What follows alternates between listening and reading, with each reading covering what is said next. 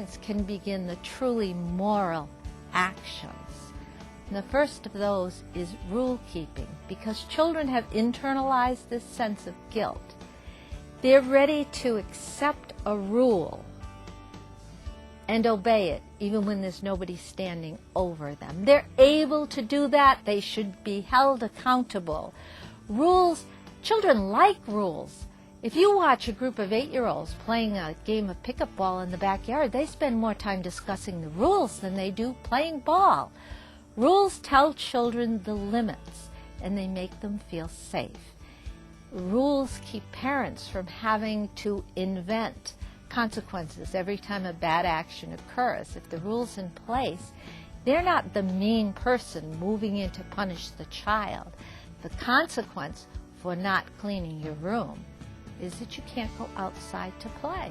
So I guess you can't go outside. I guess you decided not to go outside to play because you didn't pick up your toys. Not I'm the mean mother telling you can't go outside because you didn't pick up your toys.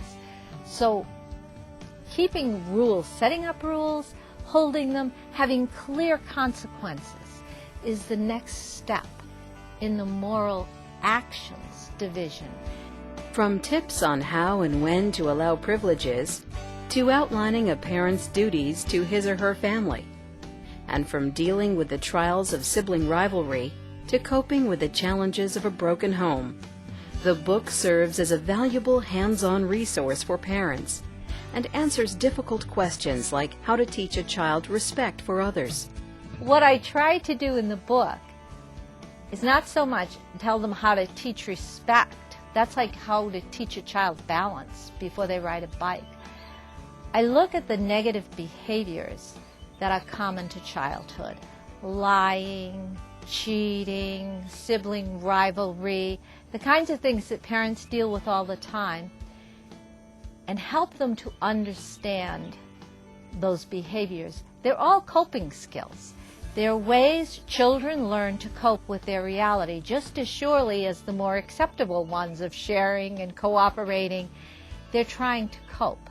And if we can understand first the reality they're coping with, we'll have a better understanding of how to give them a more respectful tool for handling the situation. The book Raising Kids Who Care by Kathleen Chesto has provided many suggestions for me as I teach my children as they grow. One of the chapters talks about the 3 ways to discipline your children. The third option, or the third way to discipline your kids, is by telling them what behavior is correct and what behavior is not correct, and what the consequences are if they misbehave. So many times in this fast-paced world, parents just say, don't do that, don't touch that, without explaining why, what the consequences are, and why they have that rule.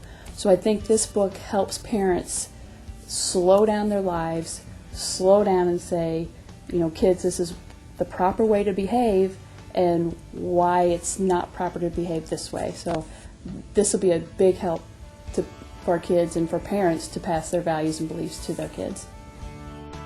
To learn how you can strengthen your family life by playing a key role in the spiritual and moral development of your children, call Liguori Publications toll-free 1-800-325-9521 or visit the website at www.liguori.org.